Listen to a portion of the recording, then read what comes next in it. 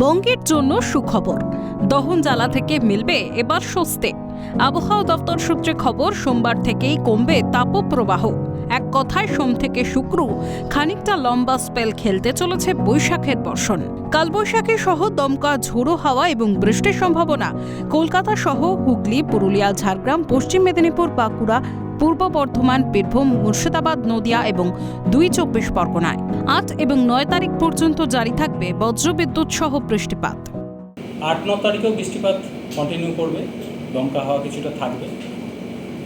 Main intense স্পেলটা ৬ থেকে ৭-এর মধ্যে দক্ষিণবঙ্গে সম্ভাবনা থাকছে। কলকাতা পার্শ্ববর্তী অঞ্চলে মেনলি ৬ থেকে ৭ তারিখের মধ্যে ইন্টেন্স স্পেল থাকার সম্ভাবনা রয়েছে। বজ্রবিদ্যুৎ সহ বৃষ্টিপাত, সাথে দমকা ঝোড়ো হাওয়া থাকার সম্ভাবনা। ৮-৯ তারিখেও বৃষ্টিপাত কন্টিনিউ করবে কলকাতা পার্শ্ববর্তী অঞ্চলে। উত্তরবঙ্গের জলপাইগুড়ি, আলিপুরদুয়ার এবং কোচবিহারে বৃষ্টি শুরু রবিবার থেকেই। সোমবার থেকে বৃষ্টি বাড়ার সম্ভাবনা উত্তরের ৩ জেলায়। পাশাপাশি ৫০ কিলোমিটার থেকে ৬০ কিলোমিটার বেগে বইবে ঝোড়ো হাওয়া। বৃষ্টিপাতের জেরে উত্তরে তাপমাত্রা হবে নিম্নমুখী, দাবি হাওয়া অফিসের। ৪ থেকে ৬ ডিগ্রি কমতে পারে তাপমাত্রা। উত্তরবঙ্গের জন্য ৫ তারিখ থেকেই বৃষ্টিপাতের সম্ভাবনা বাড়ছে।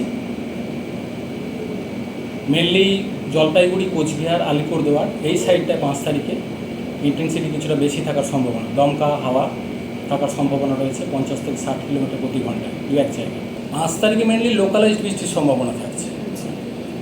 বীরভূম, মুর্শিদাবাদ, পূর্ব বর্ধমান, নদিয়া, উত্তর দক্ষিণ ২৪ পরগনা, পূর্ব মেদিনীপুর এই জেলাগুলো হয়তো দু এক জায়গায় লোকালাইজড ধরনের বৃষ্টির সম্ভাবনা। মেন সিগনিফিক্যান্ট বৃষ্টিপাত যেটা রয়েছে ৬ থেকে ৭-এর মধ্যে দক্ষিণবঙ্গের জেলাগুলির জন্য। সোমবারই ভারী বৃষ্টির সম্ভাবনা বীরভূম, মুর্শিদাবাদ, নদিয়ায়। ভারী বৃষ্টিপাতের জেরে ৬ থেকে ৮ তারিখ পর্যন্ত পূর্ব মেদিনীপুরে জারি আগাম সতর্কতা। হাওয়ার গতিবেগ বৃদ্ধির জন্য এই আবহে মৎস্যজীবীদের সমুদ্রে যেতে নিষেধ করা হয়েছে হাওয়া অফিসের তরফে। আপাতত সপ্তাহ জুড়ে ঝড় বৃষ্টির কারণে তাপমাত্রা বাড়বে না বঙ্গে, তাই স্বস্তির নিঃশ্বাস ফেলছে বঙ্গ, তা বলাই বাহুল্য। রাজীব নস্করের রিপোর্ট, ক্যালকাটা নিউজ।